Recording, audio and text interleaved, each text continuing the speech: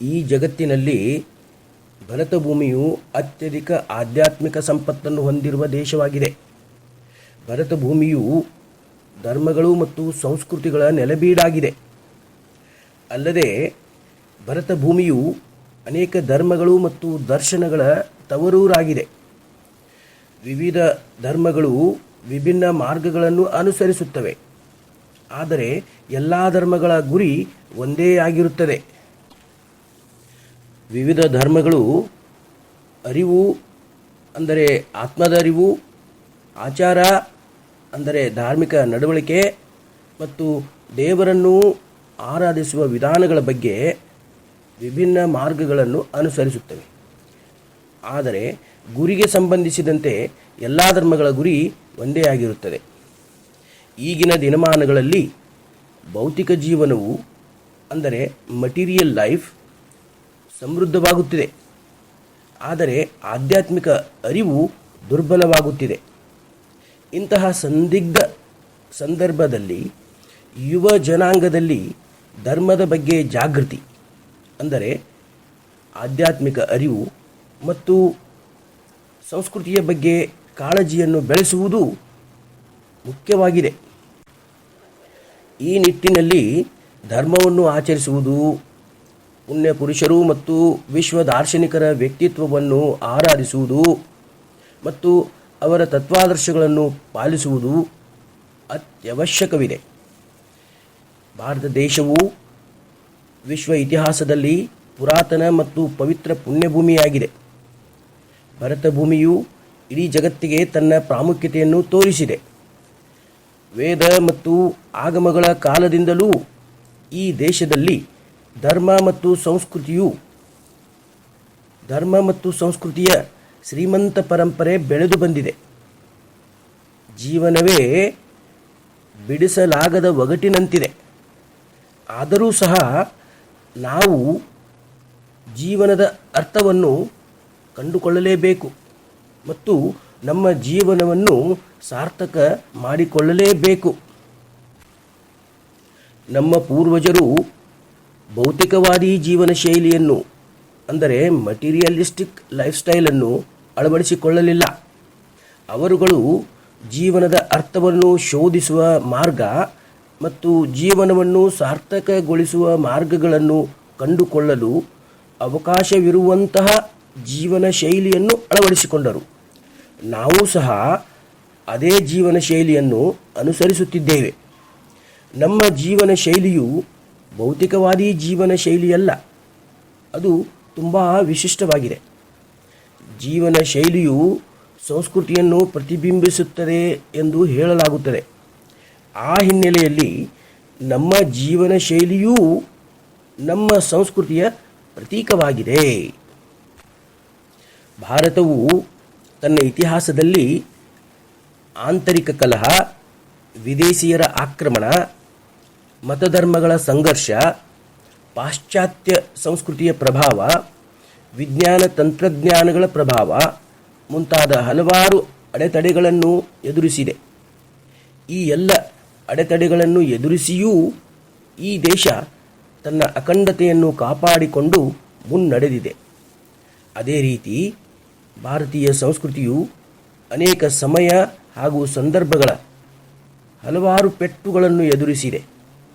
ಆ ಪೆಟ್ಟುಗಳಿಂದ ಅದು ನಾಶವಾಗಲಿಲ್ಲ. ಅದು ಆ ಎಲ್ಲ ಪೆಟ್ಟುಗಳನ್ನು ಸಹಿಸಿಕೊಂಡು ತನ್ನ ಅಸ್ತಿತ್ವವನ್ನು ನಿರಂತರವಾಗಿ ಉಳಿಸಿಕೊಂಡು ಬಂದಿರುವ ಸಾಹಸಿ ಸಂಸ್ಕೃತಿಯಾಗಿದೆ. ಅದು ಎಲ್ಲ ಭಾರತೀಯರ ಮನಸ್ಸಿನಲ್ಲಿ ಅಖಂಡವಾಗಿ ನೆಲೆಸಿದೆ. ಇದಕ್ಕೆ ಮುಖ್ಯವಾದ ಕಾರಣ ಈ ನಾಡಿನಲ್ಲಿ ಬೆಳೆದು ಬಂದಿರುವ ಮಾನವೀಯತೆಯ ಶ್ರೇಷ್ಠ ತತ್ವಾದರ್ಶಗಳು ಮತ್ತು ಆ ಆದರ್ಶಗಳನ್ನು ಅಳವಡಿಸಿಕೊಂಡು ಬದುಕಿದ ಪುಣ್ಯಪುರುಷರು ಮತ್ತು ಸಂತರ ಯಶೋಗಾಥೆಗಳು. ಸತ್ಪುರುಷರ ಈ ಯಶೋಗಾಥೆಗಳ ಸಂದೇಶ ನಮ್ಮ ಸಂಸ್ಕೃತಿಯ ಸಾರವಾಗಿದೆ. ಇಂತಹ ಶ್ರೇಷ್ಠ ಸಂಸ್ಕೃತಿಯ ಹೆಮ್ಮೆಯ ಮಹಾಪುರುಷ ಶ್ರೀರಾಮ. ಭಾರತೀಯ ಶಾಸ್ತ್ರೀಯ ಚಿಂತನೆಗಳು ಅಂದರೆ ಸನಾತನ ದರ್ಶನ ಶಾಸ್ತ್ರಗಳು ಶ್ರೀರಾಮನನ್ನು ಪುರುಷೋತ್ತಮ ಎಂದು ಸಂಬೋಧಿಸುತ್ತವೆ. ಹೀಗೆ ಸನಾತನವಾದ ಶಾಸ್ತ್ರೀಯ ಚಿಂತನೆಗಳು ಶ್ರೀರಾಮನ ವ್ಯಕ್ತಿತ್ವ ಮತ್ತು ಆದರ್ಶಗಳನ್ನು ಅನಾವರಣಗೊಳಿಸಿವೆ ಮತ್ತು ಇಂದಿಗೂ ಅವುಗಳನ್ನು ಉಳಿಸಿಕೊಂಡು ಬಂದಿವೆ. ಆದರ್ಶ ಸುಪುತ್ರ, ವಾತ್ಸಲ್ಯದ ಸಹೋದರ, ಪರಿಶುದ್ಧ ಪತಿ ಮತ್ತು ಪ್ರಾಮಾಣಿಕ ರಾಜನಾಗಿ ಬದುಕುವ ರೀತಿಯನ್ನು ತೋರಿಸಿದ ಮಹಾಪುರುಷನಾಗಿದ್ದಾನೆ ಶ್ರೀರಾಮ. ಶ್ರೀರಾಮನು ಅನಾಥರ ರಕ್ಷಣೆ, ದುಷ್ಟರ ಸಂಹಾರ, ಧರ್ಮಾನುಸರಣೆ, ಸತ್ಯಸಂಧತೆ, ಪಿತೃವಾಕ್ಯ ಪರಿಪಾಲನೆ, ಸಹನಶೀಲತೆ, ಧೈರ್ಯ, ದಯಾಭಾವನೆ, ಸ್ನೇಹಪರತೆ ಮುಂತಾದ ಮಾನವೀಯ ಮೌಲ್ಯಗಳನ್ನು ತನ್ನ ಜೀವನದಲ್ಲಿ ಅಳವಡಿಸಿಕೊಂಡ ರೀತಿ ಬಹಳ ವಿಶಿಷ್ಟವಾಗಿದೆ. ಶ್ರೀರಾಮನು ಅಧರ್ಮ, ಅನ್ಯಾಯ, ಅಸತ್ಯವನ್ನು ಹಿಮ್ಮೆಟ್ಟಿಸುವ ಮೂಲಕ ಧರ್ಮ, ನ್ಯಾಯ ಮತ್ತು ಸತ್ಯದ ವಿಜಯಕ್ಕೆ ಕಾರಣನಾದನು. ಸದೃಢ ಸಮಾಜ, ರಾಷ್ಟ್ರ ಮತ್ತು ವಿಶ್ವ ಸಮುದಾಯವನ್ನು ಮಾನವೀಯತೆಯ ತಳಹದಿಯ ಮೇಲೆ ನಿರ್ಮಿಸಬಲ್ಲ ರಾಮರಾಜ್ಯದ ಪರಿಕಲ್ಪನೆಯನ್ನು ಸಹ ತನ್ನ ಆಳ್ವಿಕೆಯ ಕಾಲದಲ್ಲಿ ತೋರಿಸಿಕೊಟ್ಟಿದ್ದಾನೆ. ಬಹುಮುಖ ವ್ಯಕ್ತಿತ್ವದ ಶ್ರೀರಾಮನು ಶ್ರೇಷ್ಠ ತತ್ವ ಮತ್ತು ಆದರ್ಶಗಳ ಪ್ರತೀಕನಾಗಿದ್ದಾನೆ. ಇಂತಹ ಬಹುಮುಖ ವ್ಯಕ್ತಿತ್ವವುಳ್ಳ ಶ್ರೀರಾಮನ ಜೀವನವನ್ನು ವಾಲ್ಮೀಕಿ ರಾಮಾಯಣದಲ್ಲಿ ಹೃದಯಸ್ಪರ್ಶಿಯಾಗಿ ಚಿತ್ರಿಸಲಾಗಿದೆ. ಈ ವಾಲ್ಮೀಕಿ ರಾಮಾಯಣವು ಇಂದಿಗೂ ಸ್ಫೂರ್ತಿಯ ಚಿಲುಮೆಯಾಗಿದೆ. ನೆಲಮೂಲ ಸಂಸ್ಕೃತಿಯ, ಅಂದರೆ ಈ ನೆಲದ ಮೂಲ ಸಂಸ್ಕೃತಿಯ ಸಾಮಾನ್ಯ ಮನುಷ್ಯ ವಾಲ್ಮೀಕಿಯು ರಾಮನಾಮ ಜಪದಿಂದ ತನ್ನ ಪ್ರತಿಭೆ ಮತ್ತು ಪಾಂಡಿತ್ಯವನ್ನು ಅರಳಿಸಿಕೊಂಡನು. ಶ್ರೀ ವಾಲ್ಮೀಕಿಯು ಇಡೀ ಜಗತ್ತಿಗೆ ಮೊದಲ ಮಹಾಕಾವ್ಯ ಎನಿಸಿಕೊಂಡ ರಾಮಾಯಣವನ್ನು ರಚಿಸಿ ಆದಿಕವಿ ಎಂಬ ಬಿರುದಿಗೆ ಪಾತ್ರನಾದನು. ಮಹಾಕಾವ್ಯ ವಾಲ್ಮೀಕಿ ರಾಮಾಯಣ ಸಹ ಈ ದೇಶವು ಇಡೀ ಜಗತ್ತಿಗೆ ನೀಡಿದ ಹೆಮ್ಮೆಯ ಕಾಣಿಕೆಯಾಗಿದೆ.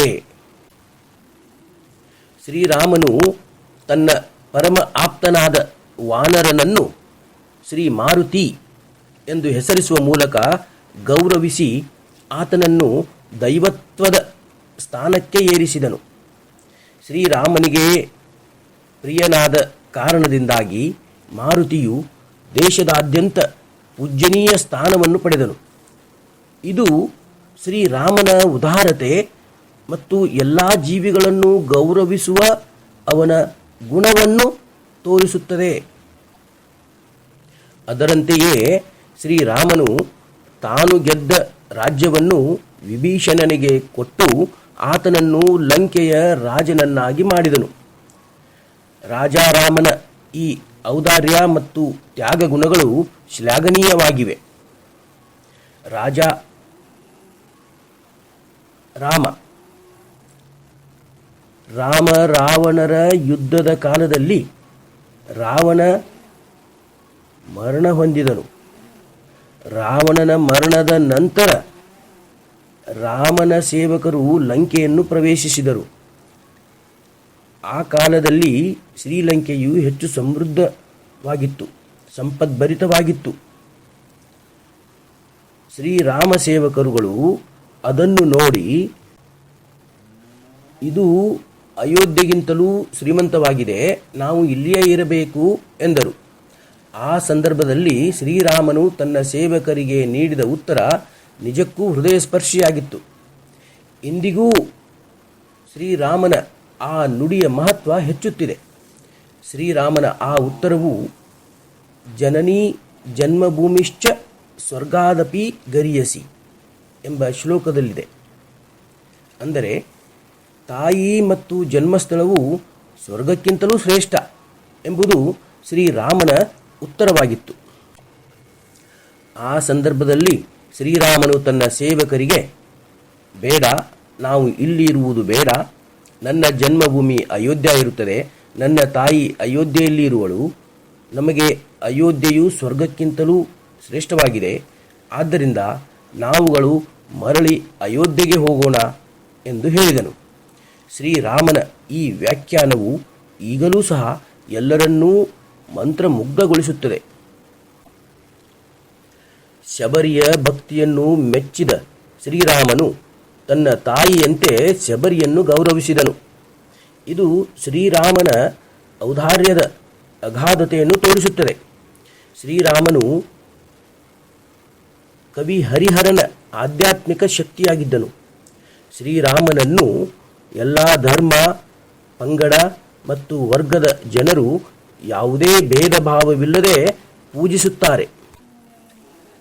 ಇಂತಹ ಅಪ್ರತಿಮ ವ್ಯಕ್ತಿತ್ವದ ಶ್ರೀರಾಮನ ಪ್ರತಿಮೆಯನ್ನು ಪ್ರತಿಷ್ಠಾಪಿಸುವಲ್ಲಿ ಯಾವುದೇ ಭಿನ್ನಾಭಿಪ್ರಾಯ, ಸ್ವಾರ್ಥ ಅಥವಾ ಪೂರ್ವಾಗ್ರಹ ಇರಬಾರದು. ಶ್ರೀರಾಮ ಮಂದಿರಕ್ಕೆ ಸಂಬಂಧಿಸಿದಂತೆ ಭಾರತದ ಗೌರವಾನ್ವಿತ ಸರ್ವೋಚ್ಚ ನ್ಯಾಯಾಲಯ ನೀಡಿರುವ ಮಹತ್ವದ ತೀರ್ಪನ್ನು ಗೌರವಿಸುವುದು ಪ್ರತಿಯೊಬ್ಬರ ಆದ್ಯ ಕರ್ತವ್ಯವಾಗಿದೆ. ಭಾರತೀಯ ನ್ಯಾಯಾಂಗ ವ್ಯವಸ್ಥೆಯು ಈ ದೇಶದ ಇತಿಹಾಸ ಮತ್ತು ಐತಿಹಾಸಿಕ ಘಟನೆಗಳಿಂದ ಸಾವಿರಾರು ಪುರಾವೆಗಳನ್ನು ಸಂಗ್ರಹಿಸಿದೆ, ಪರಿಶೀಲಿಸಿದೆ ಮತ್ತು ತುಲನಾತ್ಮಕವಾಗಿ ಅಧ್ಯಯನ ಮಾಡಿದೆ. ಇದರ ಪರಿಣಾಮವಾಗಿ ಎಲ್ಲರಿಗೂ ನ್ಯಾಯವನ್ನು ಒದಗಿಸುವ ನ್ಯಾಯೋಚಿತವಾದ ಮತ್ತು ಐತಿಹಾಸಿಕ ತೀರ್ಪು ಹೊರಹೊಮ್ಮಿದೆ. ಶ್ರೀರಾಮ ಮಂದಿರ ಪ್ರಕರಣದಂತಹ ಯಾವುದೇ ಸಂಕೀರ್ಣ ಮತ್ತು ಸೂಕ್ಷ್ಮ ಪ್ರಕರಣಕ್ಕೆ ಅನ್ವಯವಾಗುವ ಉತ್ತಮ ಕಾನೂನುಗಳು ಮತ್ತು ಕಾರ್ಯವಿಧಾನಗಳನ್ನು ಭಾರತೀಯ ಕಾನೂನು ವ್ಯವಸ್ಥೆಯು ಹೊಂದಿದೆ ಎಂಬುದನ್ನು ಈ ಮಹತ್ವದ ತೀರ್ಪು ತೋರಿಸುತ್ತದೆ. ಈ ಐತಿಹಾಸಿಕ ತೀರ್ಪಿನ ಹಿಂದೆ ಭಾರತೀಯ ಕಾನೂನು ವ್ಯವಸ್ಥೆಯು ಅಂದರೆ ಇಂಡಿಯನ್ ಲೀಗಲ್ ಸಿಸ್ಟಮ್ ಬಹುದೊಡ್ಡ ಪಾತ್ರವನ್ನು ನಿರ್ವಹಿಸಿದೆ. ಆದ್ದರಿಂದ ಈ ನೆಲದ ಪ್ರಸ್ತುತ ಕಾನೂನು ವ್ಯವಸ್ಥೆಯನ್ನು ಸಾರ್ವಜನಿಕವಾಗಿ ಒಪ್ಪಿಕೊಳ್ಳುವುದು ಮತ್ತು ಪ್ರಶಂಸಿಸುವುದು ನಮ್ಮೆಲ್ಲರ ಕರ್ತವ್ಯವಾಗಿದೆ. ಶ್ರೀರಾಮನ ವ್ಯಕ್ತಿತ್ವದ ಆರಾಧನೆ, ಅವನ ಆದರ್ಶಗಳ ಅನುಸರಣೆಯನ್ನು ನಾವು ಯಾವುದೇ ಒಂದು ಕಾಲ, ಪ್ರದೇಶ ಅಥವಾ ಯಾವುದೇ ಒಂದು ಧರ್ಮ ಅಥವಾ ಜಾತಿಗೆ ಸೀಮಿತಗೊಳಿಸಬಾರದು. ಶ್ರೀರಾಮನ ವ್ಯಕ್ತಿತ್ವವನ್ನು ದೇಶ, ಕಾಲ ಮತ್ತು ಧರ್ಮಕ್ಕೆ ಸೀಮಿತವಾಗಿ ನೋಡಬಾರದು. ಶ್ರೀರಾಮನ ವ್ಯಕ್ತಿತ್ವವು ಎಲ್ಲ ಕಾಲದಲ್ಲಿಯೂ, ಎಲ್ಲ ದೇಶಗಳಲ್ಲಿಯೂ ಮತ್ತು ಎಲ್ಲ ಧರ್ಮಗಳ ಜನರಿಗೂ ಆದರ್ಶವಾಗಿದೆ. ನಾವು ಸಮಯ, ದೇಶ ಮತ್ತು ಧರ್ಮವನ್ನು ಮೀರಿ ಶ್ರೀರಾಮನ ವ್ಯಕ್ತಿತ್ವವನ್ನು ನೋಡುವ ದೃಷ್ಟಿಕೋನವನ್ನು ಬೆಳೆಸಿಕೊಳ್ಳಬೇಕು. ಶ್ರೀರಾಮನ ಸಮಷ್ಟಿ ತತ್ವದ ಭಾವವನ್ನು, ಅಂದರೆ ಎಲ್ಲವನ್ನೂ ಸಮಗ್ರವಾಗಿ ನೋಡುವ ಮತ್ತು ಗೌರವಿಸುವ ಮನೋಭಾವನೆಯನ್ನು ನಾವು ಉನ್ನತ ಮಟ್ಟಕ್ಕೆ ಬೆಳೆಸಿಕೊಳ್ಳಬೇಕು. ಆಗ ಮಾತ್ರ ರಾಮರಾಜ್ಯದ ಕಲ್ಪನೆ ಸಾಕಾರಗೊಳ್ಳುತ್ತದೆ ಮತ್ತು ಶ್ರೀ ರೇಣುಕಾದಿ ಪಂಚಾಚಾರ್ಯರು ಹಾಗೂ ಶ್ರೀ ಬಸವಾದಿ ಶರಣರ ಮಾನವ ಧರ್ಮಕ್ಕೆ ಜಯವಾಗುತ್ತದೆ.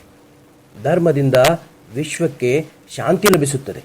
ಹಾಗೆಯೇ ದಯಾಗುಣವು, ಅಂದರೆ ಕೈಂಡ್ನೆಸ್, ಧರ್ಮವಾಗುತ್ತದೆ ಮತ್ತು ಸಕಲ ಜೀವಾತ್ಮರಿಗೆ ಎಲ್ಲ ಕಾಲದಲ್ಲಿಯೂ ಒಳ್ಳೆಯದಾಗುತ್ತದೆ. ಉನ್ನತವಾದ ಭಾರತೀಯ ಚಿಂತನೆಗಳನ್ನು ಜಗತ್ತಿಗೆ ಸಾರುವುದು ಅತಿ ಮುಖ್ಯವಾಗಿದೆ. ಇದನ್ನು ಮಾಡುವುದರಿಂದ ಈ ಉನ್ನತ ಭಾರತೀಯ ಚಿಂತನೆಗಳು ಕೆಟ್ಟ ಕಾರ್ಯಗಳು, ಅಧರ್ಮ ಮತ್ತು ಅನೈತಿಕ ಚಟುವಟಿಕೆಗಳಿಂದ ಕೂಡಿದ ದುರ್ಗುಣಗಳನ್ನು ನಾಶ ಮಾಡುತ್ತವೆ ಎಂಬುದು ಅಷ್ಟೇ ಸತ್ಯವಾಗಿದೆ. ಮರ್ಯಾದಾ ಪುರುಷೋತ್ತಮ ಎಂಬ ಶ್ರೀರಾಮನ ವಿಶೇಷ ನಾಮಕ್ಕೆ ಗೌರವ ನೀಡುವ ಮೂಲಕ ಭ್ರಾತೃತ್ವದ ಭಾವನೆಗಳನ್ನು ಬಲಿಷ್ಠಗೊಳಿಸಬೇಕು. ಈ ದಿಸೆಯಲ್ಲಿ ಅಯೋಧ್ಯೆಯಲ್ಲಿ ಶ್ರೀರಾಮನ ಮಂದಿರ ಮತ್ತು ಪ್ರತಿಮೆಯ ಸ್ಥಾಪನೆಯನ್ನು ದೇಶದ ಧರ್ಮ, ಸಂಸ್ಕೃತಿ, ಪರಂಪರೆ ಮತ್ತು ಪ್ರಗತಿಪರತೆಯ ದ್ಯೋತಕ ಎಂದು ಪರಿಗಣಿಸಬೇಕು. ಶ್ರೀರಾಮ ಮಂದಿರದ ಉದ್ಘಾಟನೆಯ ಆ ಮಧುರ ಕ್ಷಣಗಳನ್ನು ಸಂತೋಷ, ಉತ್ಸಾಹ ಮತ್ತು ಸಡಗರದಿಂದ ಆಚರಿಸೋಣ ಮತ್ತು ಈ ದೇಶದ ಅಸ್ಮಿತೆಯನ್ನು ಎಲ್ಲೆಡೆ ಹರಡೋಣ. ಶುಭಂ.